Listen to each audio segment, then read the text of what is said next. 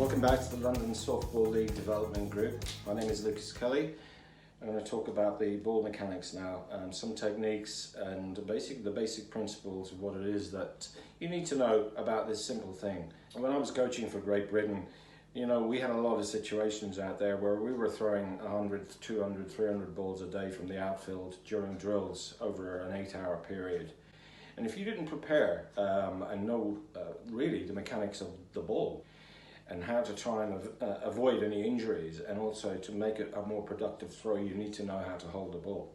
Whatever the circumstances are, ideally you want to have something to get a grip of. The first thing is that this ball is obviously made up of soft areas and areas that are protruding and more rigid, in other words, the knotting and the seams. And with your thumb on a seam and all of your other fingers also on a seam, but you don't hold the ball in close to this bit here. You hold the ball out with your fingers, okay? There's your grip. You can have 4, you can have 3, you can have 2 if you wish. Okay, if it's wet, I would always recommend 3 to 4 because you've got more grip on a wet ball. If you throw a wet ball on the soft side with 2 fingers, for example, you're going to run the risk of not making a very good throw and that ball even going behind you. However, if you are throwing a ball with all your thumb and 4 fingers on the ball, on the seams, you can expect that ball to travel at less speed than if you had 2 fingers over the seams with your thumb like that, because there's less friction on the ball coming out of the hand. However, there's more risk in doing it, but if the weather's fine and you know what you're doing, then great, because that's better in getting the flight of the ball better.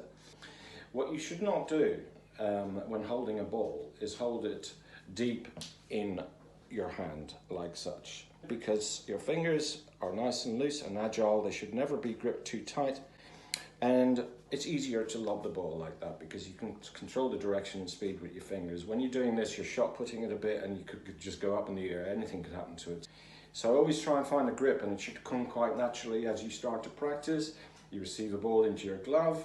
The first thing you're doing is trying to find the grip. You can receive this ball in all sorts of situations, some of them very difficult. It could be a catch way out there, it could be a dive, it could be something on the ground that you have to field and run in and play.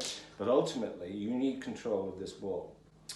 So however you receive it, the first thing you are thinking of doing is, do I have control of this ball to throw to where it is that I want to throw to, as accurately and as quick, but ultimately as effectively as possible. Okay, we'll talk about the different types of throw in another session, but for the moment, please do work on that. Do it in your sleep, imagine it, watch other people, how they're throwing it, how they're holding the ball when you've got it in your glove quite safely, when you're kind of just wandering around the field or doing anything or talking to somebody. Often it's good practice just to play around with the ball in the glove and sort of wear out your glove a little bit and all that sort of stuff. It's very good for the glove, makes the leather nice and soft, and also know how to find the seam every time, and your brain will take over in real-time play. Okay, I look forward to the next session. We'll talk to you soon. Thank you.